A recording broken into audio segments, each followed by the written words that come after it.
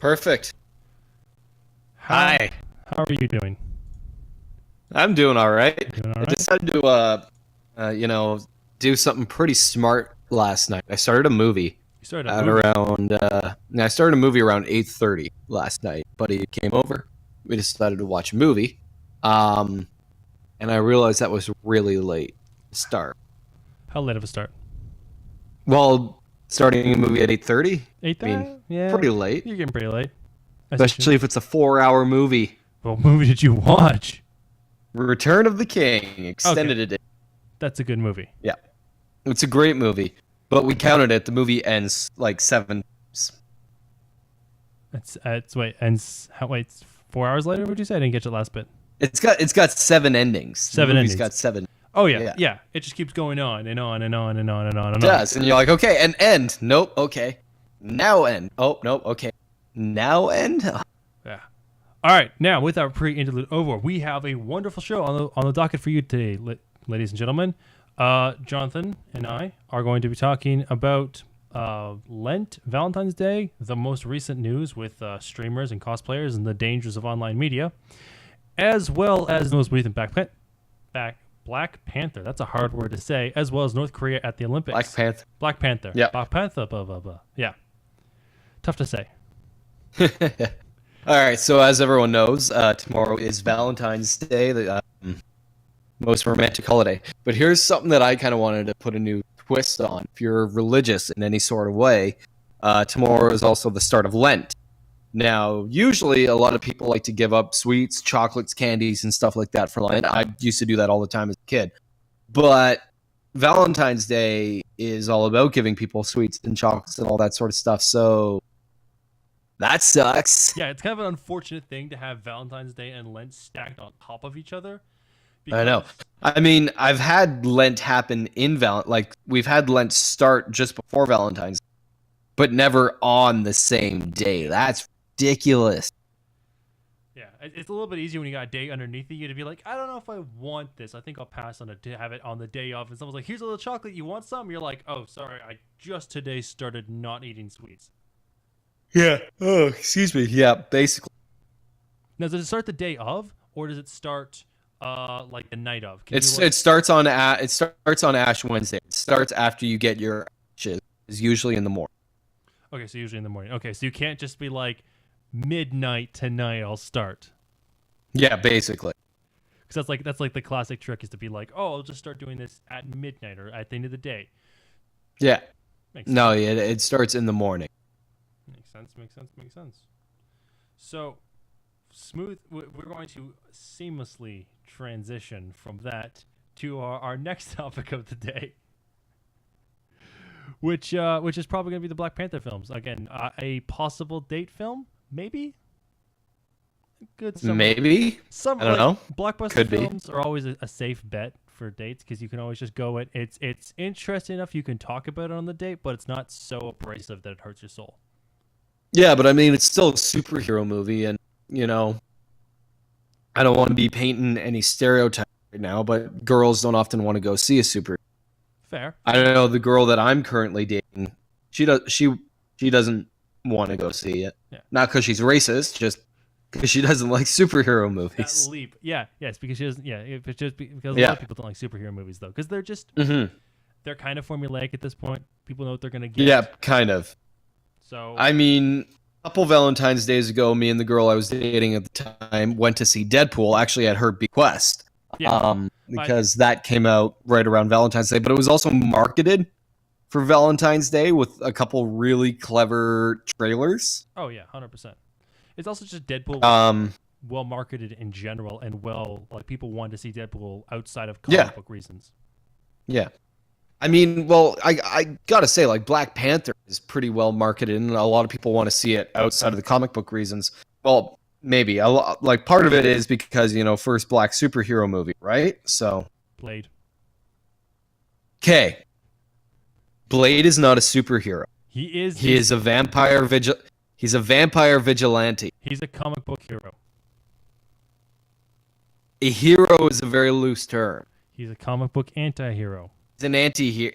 He's an anti-hero. I mean, A that's like, superhero. isn't That's that- someone. aren't we just defining Batman though? comic book anti-hero. Yeah, Batman's not a superhero, an anti-hero. He's a vigilante. He's a vigilante. All vigilantes, by definition, aren't they anti-heroes because they're taking the law into their own hands? It depends on what they do. How- Punisher isn't exactly anti-hero opinion. He's pure vigilante, borderline villain. Yeah. Yeah, he kills the bad guys, but at the same time, he doesn't really do anything good. Yes, but again, Where anti-heroes will do good through bad means. good through. Okay, but versus what, a vigilante? Like, technically speaking, anytime you take the law into your own hands, you are doing a bad thing. You don't have the legal right to take the law into your hands. Yeah, but you're still going to be helping people. What Batman does, he like saves people from, Joker toxin and Scarecrow's fear gas and Bane's venom toxin. A lot of gases. Batman villains have a thing for gases. But it just in general, couldn't you argue that by just killing gangsters and mobsters and other criminals, you're stopping that lady from being attacked, murdered, whatever, have her stuff stolen? It's all a lot of vigilantism is like, and anti-hero stuff is all like Intertwined. I don't know. It's a bunch of gray areas. But another point though about Black Panther is, yes, okay, if we are going to call Blade a superhero, it's like, yes, okay, he's black, he's in the title role, that's great. But Black Panther has a completely black supporting cast as well, with the exception of Martin Freeman and Andy Serkis, who are both in both in Tolkien films as Gollum and Bilbo. Yes, so they are the Tolkien characters. Hey. But like the whole thing about Black Panther is like black superhero, black villain, black supporting characters, as well as actually being set in an African nation as opposed to, in New York like everything else is. And Blade was set in New York too, I believe. And artificial. I might be wrong about that. Yeah, it is. It is set in New York. But that's also Okay. It's weird though that like the rest of the Marvel characters exist in real cities. New York, San Francisco, wherever. Whereas, like, all of a sudden, the first black superhero exists in a made-up nation. Well, excuse me. Again, stayed up late watching movies last night. It does go into the realm of the sci-fi, right? With Black Panther, it's supposed to be, this is as technologically advanced as people can get at this time. If they put like petty squabbles and all this sort of stuff aside, if they really buckle down and learn. This is what it could be. If they went full 1920s America and became complete isolationists? I'm not good at history. Well, in 1920s, America wouldn't get involved in any wars or conflicts. Like, they routinely just...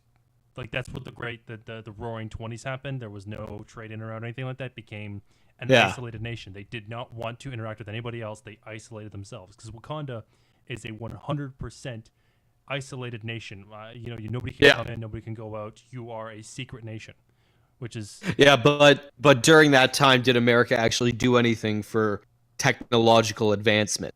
The telephone, like anything. That was Canada.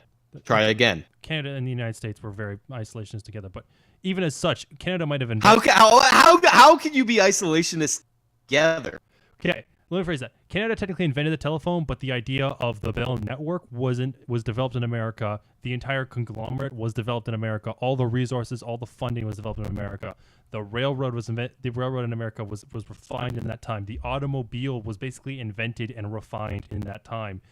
City infrastructure was refined at the time. The modern world as we know it came into knowing in the 1920s. The birth of the end of the industrialization era and the beginning of the information era came out of that time. Okay, all right.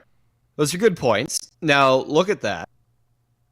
If America could do all that when it was isolated, then, of course they had the Great Depression. That was pretty bad.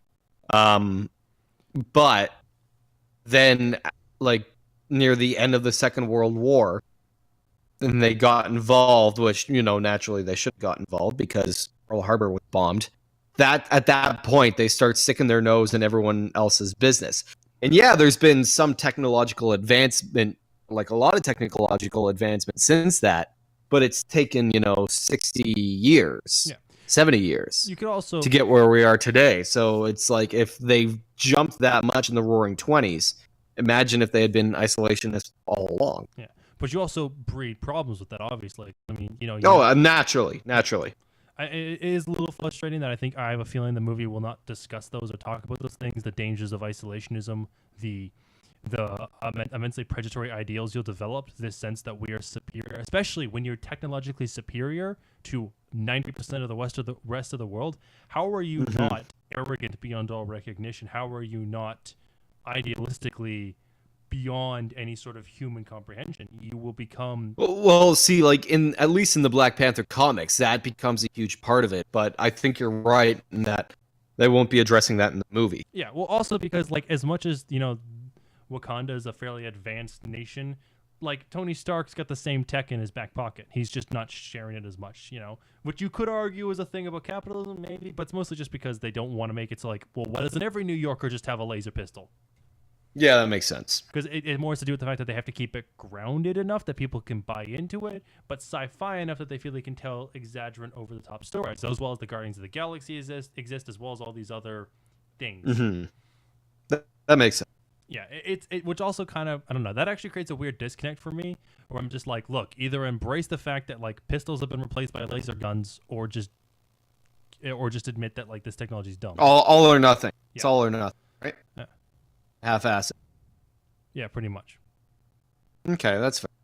I don't know. I'm really looking forward to seeing this. I think it looks like a good movie. It might be like a refreshing take on the superhero genre as well. Not just saying that because of the black cast, but just because it looks different than the other superhero movies. I'm not huge on it. I saw Guardians of the Galaxy 2, and everybody was talking about the color and the design and all the other stuff. I thought it was meh as a film. I don't know. Color and design were one thing. Two, for me, it was all about character development. The fact that was primary focus. Yeah. And that's what I really love about it, because I'm a huge character person. You can have a B plot, like you could have a pretty crappy story, but if you've got characters that I care about, then I'm like, okay, cool, I dig it. Yeah. And I don't know, just in general, I also found myself unable to care. Like Finn's story, was it Finn? No, what was the main character's name in Guardians of the Galaxy? Peter Quill. Star-Lord. Yeah, Star-Lord. I don't know. I'm completely burnt out Marvel stuff though. You hit that wall and you're lost. That's fair. That's fair. I know a lot of people are starting to feel that way. Yeah. But if you still like it, that's a good thing. People still being able to enjoy something that they couldn't enjoy before. Yeah, I honestly still enjoy it. I got a little tired out there for a bit, and then we got Ant-Man, which was really, I mean, it was still an origin movie, but it was done differently enough that it felt fresh. And of course, Paul Rudd is hilarious, and the whole movie was like really funny and light. Yeah. And stakes weren't super high in that movie either, which was kind of nice. It was like, oh no, he's got the suit. He could sell it to some bad people.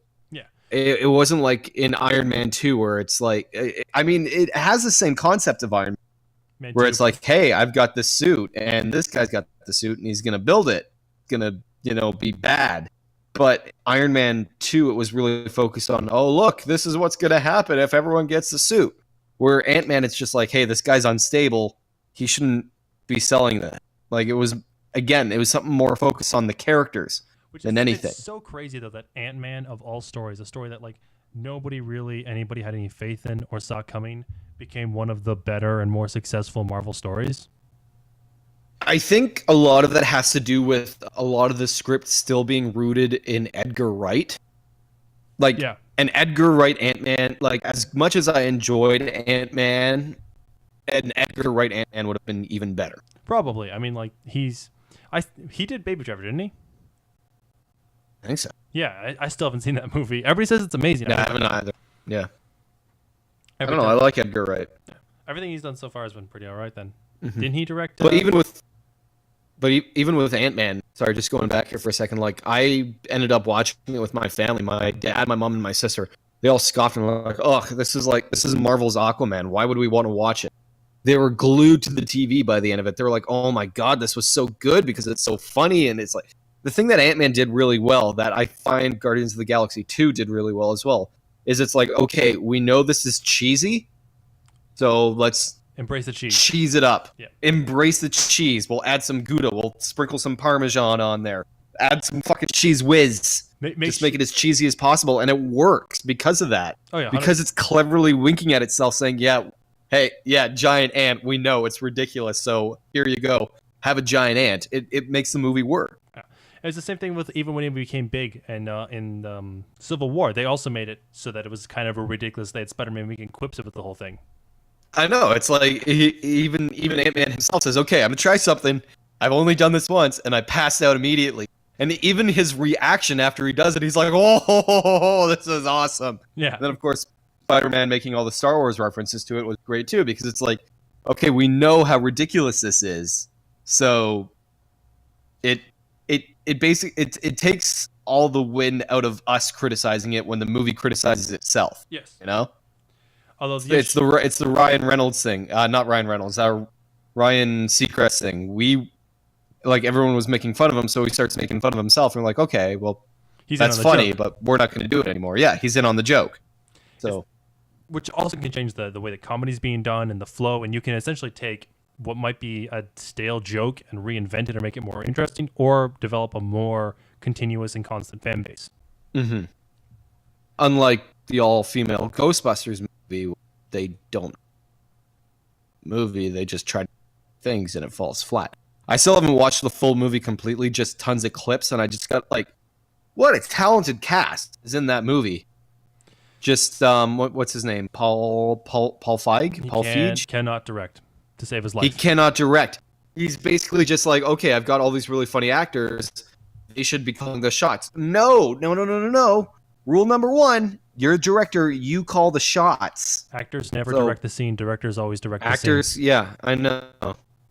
There have been, like, yes, you should let actors kind of go with it sometimes. I mean, half of what Robert Downey Jr. said in the first Iron Man movie was improvised. Yeah. But that's because that's because what's his name? The director for that one. I can look it up. John Favreau. Yeah. It's because he still had a script written, and he's like, okay, this is the gist of what you should be saying, but say it in a way that you feel the character would say it. Yeah. He's like, okay, you've got to get this information out, make sure you get this out, but say it in a way that you feel comfortable saying it. And that's why, Tony Stark became such a natural character. It's like you believe he's a real person because it's Robert Downey Jr. acting on his impulses while based in the script. Yeah. And the problem with that, though, is you can end up things like The Rock, where The Rock always just plays himself.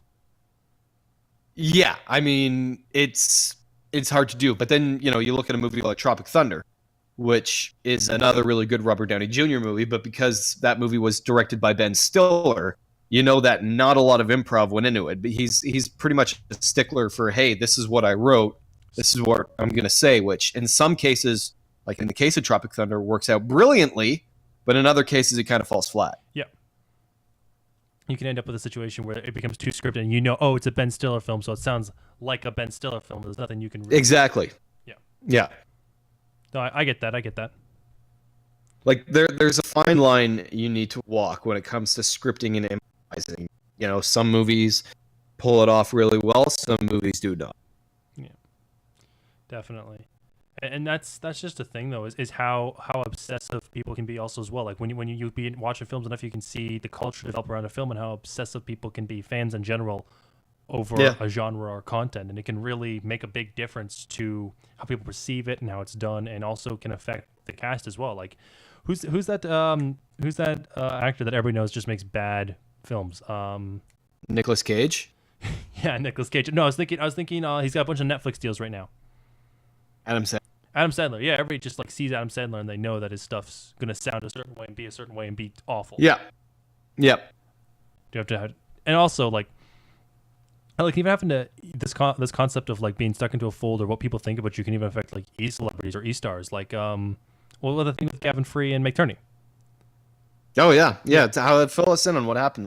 So basically, what happened is they were at their house and some guy drove like 2,000 miles across Texas, or a good chunk of Texas, to get to figure out where they lived, to go and attempt to kill Gavin Free. And like that sounds like a bad movie. You know, some guy drives across the state to try to kill somebody, but it's like, no, this guy wanted to kill an e-celebrity because he had fallen, like, essentially in love for Meg Turney and hated Gavin Free because he was dating her, and that they're but like they've been dating for like 2 years or something like that. Yeah. So he essentially goes into the house with a pistol and attempts to kill Gavin Free, and it's just like, is this insane? And he fires one shot. I think, I guess he sees him or something like that, and then backs out and goes into and they call the cops to try and, obviously you call the cops in a situation like that, and he pulls and he gets into his car and he fires one shot and the police fire one shot, and the unconfirmed report is right now is that he shot himself. He committed suicide in his car in their driveway. Wow. Yeah, and then the police heard the gunshot and then shot back. Like, there's a point where you go from being a fan to being obsessive and compulsive, and that's kind of the line that it sounds like this guy crossed. Like, you can be a fan of someone. Personally, also, I'm not a huge fan of e-celebrities, which is ironic because that's what we're kind of trying to be in a way. But hates e-celebs becomes one. Self-loathing e-celeb. Yeah, self-loathing e-celeb. They're the best kind. Yeah, yeah. I'm like a I'm like a D-list pseudo-celeb in my home. And a D-list pseudo-celeb in your hometown. Welcome to be on the radio or the local town you play in. Yeah. Like, I have some people come up to me sometimes and say, "Oh, hey, I love that bit that you did at this point." Did you really? Oh, thanks a lot. How does anybody? I've had a couple of people. How does anybody recognize you though? Because you're just your voice. Well, yeah. Who else do you know who has a voice like me? Fair enough. You have a fairly unique voice. They'll hear me talking. Yeah. They'll be like, "Oh, you from the radio?" I was like, "Yeah, I am from the radio. I am from the radio. Talk on the radio. I am from the internet." Shit, I was supposed to give someone a shout out today. Damn it! Who are you supposed to give a shout out to? They work at the sun tanning, like a tanning salon in my hometown, and I ran into them when I was grabbing a snack after my show once, and they're like, "Oh yeah, we listen to you guys all the time," and it's like, "Oh cool." I'll give you guys a shout out. So I'm gonna make a note that I give a shout out. Give certain person shout out. Good to know. I know who it is. I'm just not gonna say it. Yeah, obviously. That's why I said certain on person. This, obviously. Yeah. Yeah. Well, just the company. Let me give the company. Oh, give the company a shout out. Okay, that makes sense. Yeah, well, one of the things I like to do at work is we've actually got a list of a lot of the different companies that play our station. So we like to say, "Hey, we like to be your station at work, just like we are for these guys. Thanks for listening. This song's for you." That's smart marketing. Good. It's fun. Yeah, it's fun. It kind of makes people feel good. Actually, here's another thing I want to talk about. Today is World Radio Day. It is World Radio Day. Yeah, so it's a lot of people are a lot of people in like my circle being in radio are making a big deal about it because it's kind of a big deal for us. It's our whole livelihood, and it's one of the things that we're encouraged to do is share some of our favorite radio stories. Actually, like stories that we had, and it's great. So I did that a couple times on air today. It's nice to look back and think of like, a certain way you felt or a certain thing you did, realizing that, you were either in front of the TV or listening to the radio. It's one of those, hey, do you remember where you were when you heard this news or when you saw this news? And for me, that's basically what my story was. It was, do you mind actually if I share it? Go ahead. Go absolutely ahead. So the story is actually almost exactly 8 years old. It dates back to the 2010 Vancouver Olympics. It was the day of the gold medal hockey game, and I was in a play, and we happened to have a rehearsal right kind of when the game was wrapping up, which kind of sucks because naturally we were all at home watching the game, and we were like, hey, do you mind if we like start rehearsal like an hour late?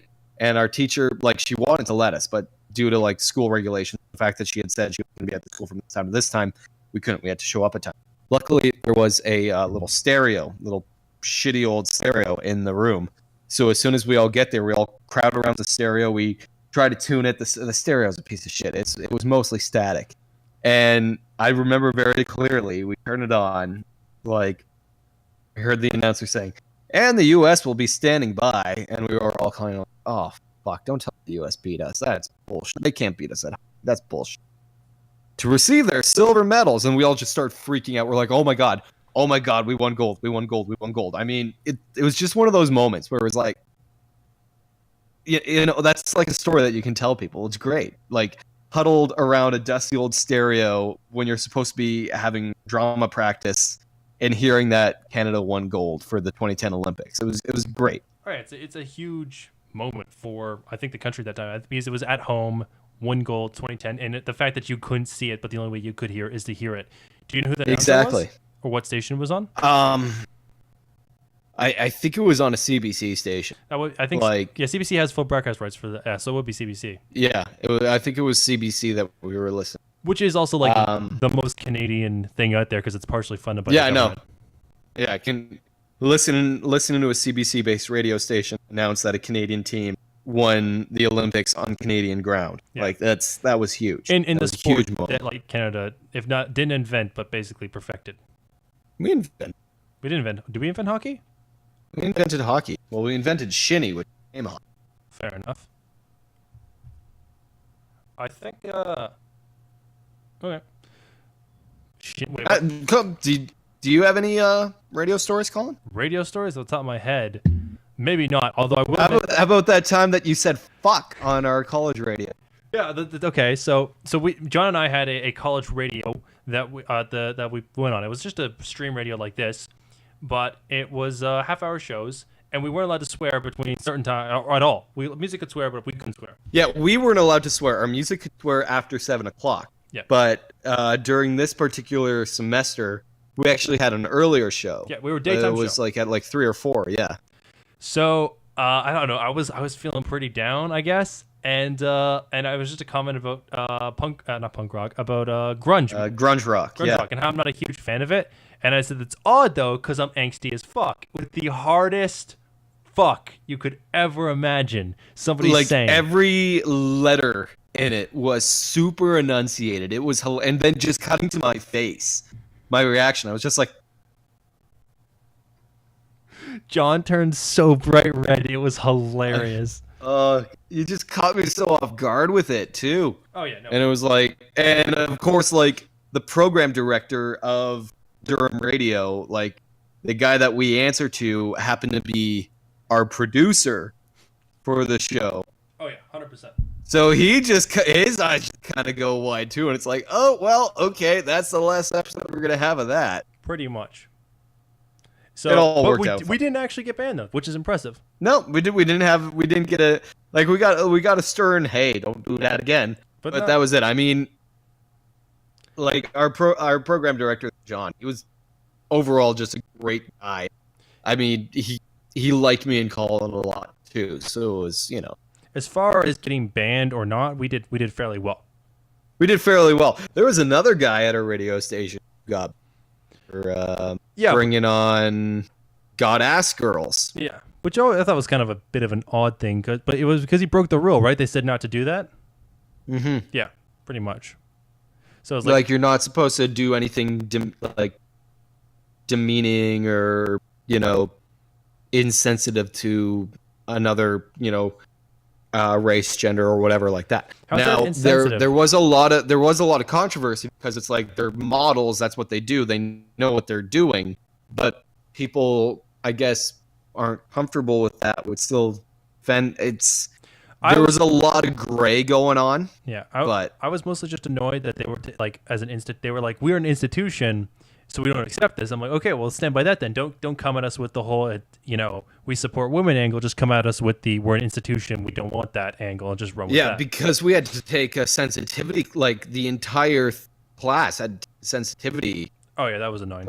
Program after that, which was all total bullshit. Like, I'm a feminist, and I agree that there is a lot of pressure on women out there, and definitely more so than there is for men. I'm going to say that right now. I agree with everything that the instructor was telling us, but she didn't once mention anything from like the other side. Like she didn't even hear anything I had to say. Like I actually even piped up in the class once, and I'm like, why? Like, you know, I agree with everything you're saying, but why aren't you mentioning anything to men? And she's like, oh, well, it's not as important. I'm like, really? Because as soon as I walk into Sears, you know what the first thing I see is David Beckham's bulge.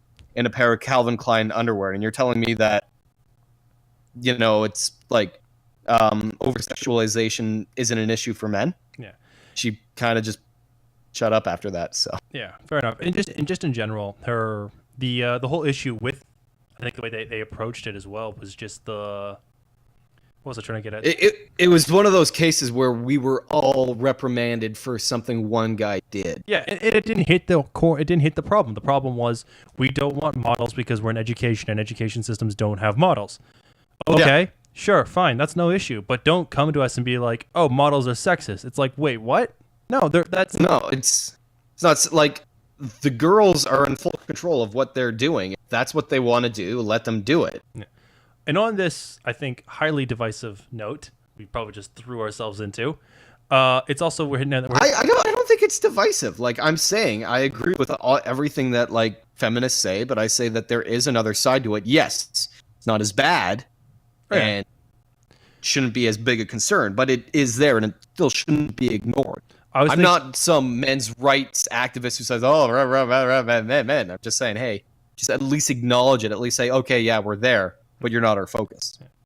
I agree. I was thinking more the other way because you are on the internet, especially this part of the internet is much more. Hold on.